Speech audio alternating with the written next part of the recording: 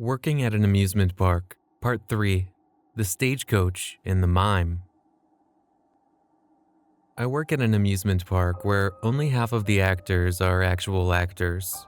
Since I touched on the one not actor from the Western section who left a lasting impression in my last post, I think I should introduce the other monster from Twin Vale Point. If you could even call it a monster.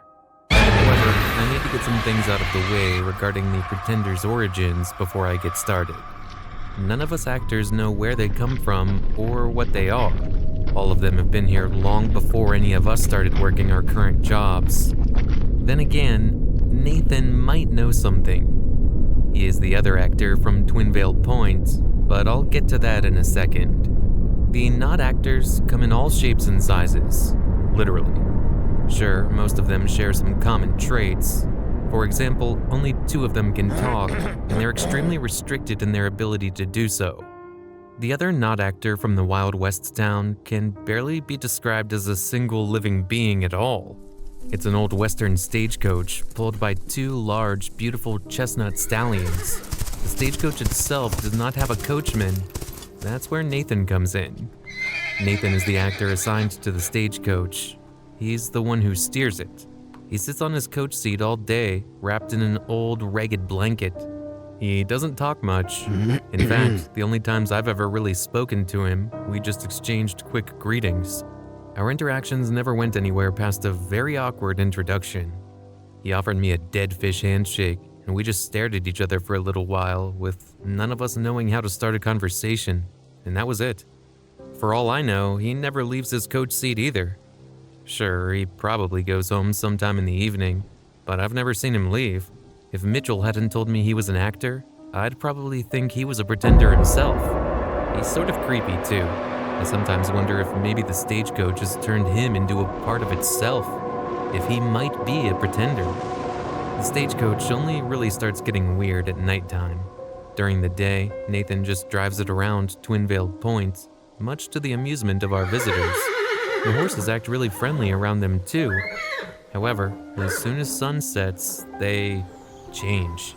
The horses go from docile and gentle to raging and furious. Their eyes start to glow with blinding white light, making them look alien and eerie. I've seen them buck and even wildly chase through the different parts of the park, pulling the stagecoach along with them as if it had no weight whatsoever. Therefore, it is Nathan's task to take the horses to their fenced meadow in the back of the park come nightfall, where they cannot be seen or reached by visitors. According to Mitchell, who apparently learned a lot about Nathan's strange occupation from working alongside him, the chestnuts refuse to be separated from their stagecoach. Whenever someone tries to take off their harnesses, they start going completely berserk. They'll buck and kick and neigh as if they were being slaughtered. Like I already said, Nathan and I don't talk much, meaning that my contact with the stagecoach is also highly limited. So most of the time, I only spot it in its normal, peaceful state. I've touched on this in my previous posts, but I really love Twin Vale Point for its dry, old-timey charm. I'm a big fan of Wild West movies too. I've caught myself a couple of times sneaking after the stagecoach in hopes of seeing it do its magic, but my curiosity was never rewarded. Instead, the only times I've actually witnessed the horses act up were when I was unprepared and busy, and therefore couldn't really enjoy it. I feel bad for liking to watch the stagecoach turn weird, but the few times I've seen it were insanely impressive. It really did look like something out of a movie. I didn't want to come back to the Laughing Cowboy, but in regards to the stagecoach, I guess I have to. I have noticed his tendency to, in lack of a better term, mess around on it. One time I saw him standing atop its roof. There were a bunch of visitors standing below him, taking pictures and hollering. There was a little boy amidst the crowd who seemed to be really into the stagecoach, and the cowboy actually bent down and lifted him up so he could stand on top of the carriage with him. I remember the kid being insanely happy about it, clapping and squealing like crazy. I must admit, the scene was a bit heartwarming. Other times, the cowboy will just lay or sit down on top of the roof and ride around with Nathan. Of course, the latter can't be bothered with that. although I have seen him try to shoo him off by occasionally making use of his horsewhip, only to provoke signature fits of laughter from his unwanted passenger. My disadvantage in this is that the cowboy in turn appears to have noticed my own tendency to follow the stagecoach around, resulting in him staring at me from atop its roof with a wide smile on his face. I can't stand his gaze for long, so whenever he's around the carriage, I make it a point not to get too close to it. Speaking of things I cannot stand, I simply have to mention the other not actor from the candy section. While the Sugar Plum Fairy is scary enough as she is, this one doesn't really have to get aggressive to make me run for it. Let me preface this by saying that I absolutely hate mimes. I don't know what it is, but I just don't like them. I don't like their entertaining, and their face paint just looks weird. Plus, their exaggerated emotions and expressions are sort of unsettling to me. But it's not like I'm actually scared of them. However, if there is one mime worth being scared of, it's the one of the candy section of our amusement park. The actor assigned to him is Anne. She's a sweet, bubbly girl who I get along with splendidly. Her costume is a clown outfit, but it's really cute, pink and frilly, not one of those creepy ones you see in horror movies. The kids love her, and for some reason that is just absolutely beyond me, they also love the mime.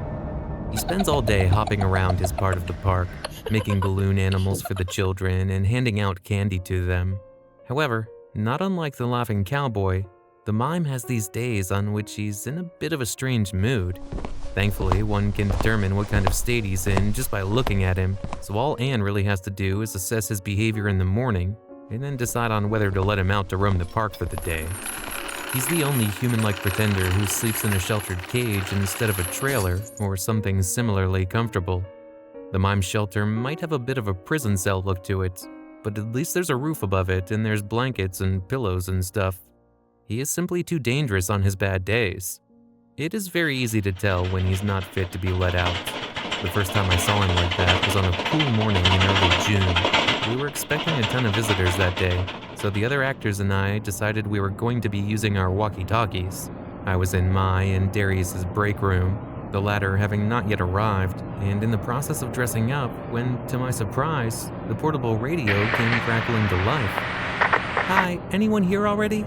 Anne's cheerful voice came from the small device. I grinned. "Hey, Anne." "Glad I'm not the only one who's early," she replied. "Hey, could you come over? I kinda need a second opinion here." "Oh, trouble with the mime?" I asked. "Yeah, sort of. I'm not sure if I should let him out today. He seems fine, but I have a bad feeling about this. I can't explain why, but I'm really not sure." "Well, okay then. Give me a minute. I'm heading over right away," I assured her. I was not fully dressed up yet, but I didn't want to keep Anne waiting, so I walked over to the candy section in my black, frilly Monster Hunter dress shirt and yoga pants, a combination that caused my coworker to laugh at me for about 2 minutes straight before finally getting to the point. She led me over to the mime's shed, which was hidden behind a row of booths. Looking through the bars of the cage, I found the mime standing in there, upright and perfectly still. He looked back at us with a thin smile. He was very quiet. "I feel like he's messing with me," she explained in a low voice when we were out of earshot from the pretender again. "He's never been so calm before. He's usually way more excited." "Yeah, but come on. You really think he's, smart enough to try and deceive you?" I asked. "I always thought you two were on good terms." "Yes, but I just can't say for sure this time. Do you think I should let him out?" I frowned. We can't keep him in there if he's not acting up. I mean, he hasn't done anything wrong. I think it wouldn't be fair. I've never seen him be hostile before, but this really doesn't look too bad. Anne sighed. "You're right. I guess I was just worrying too much again." She reached into her pocket and retrieved a small key, which she turned inside the door lock and then continued to unlatch the 2 additional deadbolts. She opened the door and the mime stepped outside. "Hey," she greeted him. "Sorry I kept you waiting." He didn't react. Instead, he sunk to his knees and threw his head back. "Oh crap," I could hear Anne mutter before he opened his mouth. A choking sound came from somewhere in his throat as his lips and then jaws proceeded to part wider and wider. What he did next is nearly indescribable. Have you ever seen the ballet dance, The Spider, by Milena Sidorova? It's amazing as a performance, but when the mime dropped onto all fours with the corners of his mouth stretched all the way to his ears and began to hiss at us, it was not quite as pretty. He was standing on the tips of his fingers and toes, his back bent at an unnatural angle. I cursed myself for not having dressed up completely before leaving the break room. My whip might have served as a good means of defense. The mime scuttled past us at an alarming speed, and Anne and I exchanged quick, knowing glances before sprinting off after him. "I can't believe he actually tricked me," Anne panted. She was a bit out of shape and unable to keep up with me for long.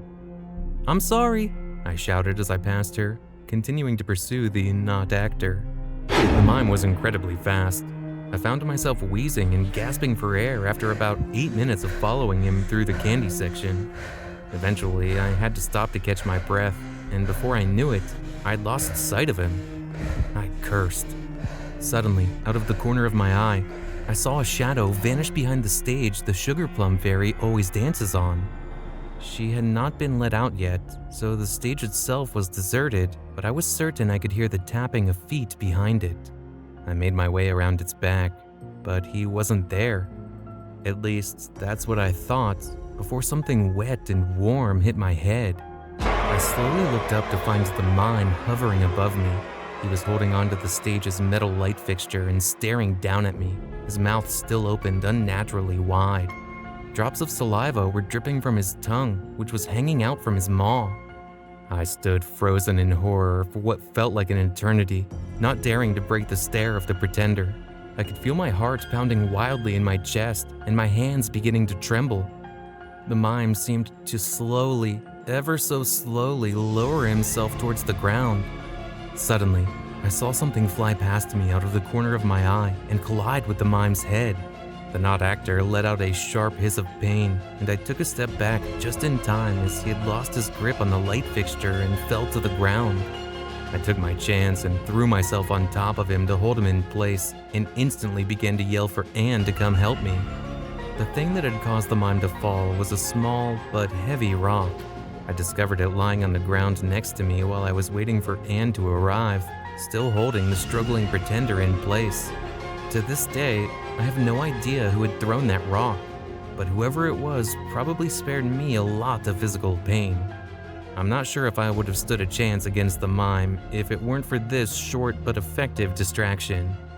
Either way, I can only repeat that I am not fond of mimes whatsoever, and the one we have in our park sure isn't helping that. Also, Anne has agreed to never take my advice again. As you might expect, I kept apologizing to her for a long while after that incident.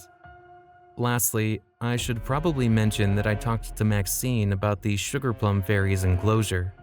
She explained that the trailer she lives in is very secure, albeit old, and that it holds a bed for her to sleep in. Some of you suggested it might be helpful to give her a bigger space to stay in for the night, since all she seems to want to do is dance around, meaning that she would not be as opposed to returning into the trailer. To me and Maxine, this makes total sense, and it would also spare us a lot of trouble. We have decided to try and approach Dale about the issue, but I'm not sure any type of conversation with him will lead to positive results. I think I've said it before, but he's a douche. Still, trying doesn't hurt, and that's what we're going to do. I guess we'll just see how it goes.